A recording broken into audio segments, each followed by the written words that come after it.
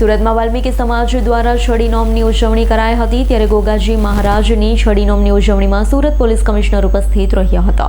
તહેવારોની ઋતુ ચાલી રહી છે, ત્યારે વાલ્મીકી સમાજ દ્વારા હાલ છડી નોમની ભવ્ય ઉજવણી કરાઈ છે। સુરત શહેર કમિશનર ગોગાજી મહારાજની છડી નોમ નિમિત્તે ઉપસ્થિત રહ્યા હતા। સુરતમાં ગોગાજી મહારાજની છડી નોમની ઉજવણી કરાઈ હતી। સુરત શહેર પોલીસ કમિશનર અનુપમસિંહ ગેહલોત દ્વારા વાલ્મીકી સમાજને છડી નોમની શુભેચ્છાઓ પાઠવવામાં આવી। આજે ગોગાજી મહારાજની કૃપાથી વાલ્મીકી સમાજના છડી ઉત્સવના પર ઉજવવામાં આવી રહ્યા છે।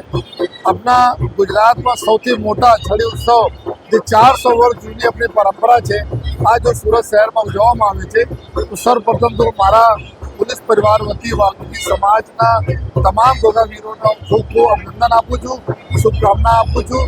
અને સાથે આ વાત ખુશી છે કે સમાજના જેટલા બી વડીલો છે, આપણા પટેલ સાહેબ છે, વાઘેલા સાહેબ, આ લોકો આપણા પેઢી જો આવનાર પેઢી છે તેનામાં સંસ્કારોનું સિંચન થાય અને સાથોસાથ આપણા તહેવારનું શું મહત્વ છે એના બી ખ્યાલ આવે, એના માટે જો આ આયોજન કરે છે એના માટે તમામ આયોજન ખૂબ અભિનંદન આપું છું।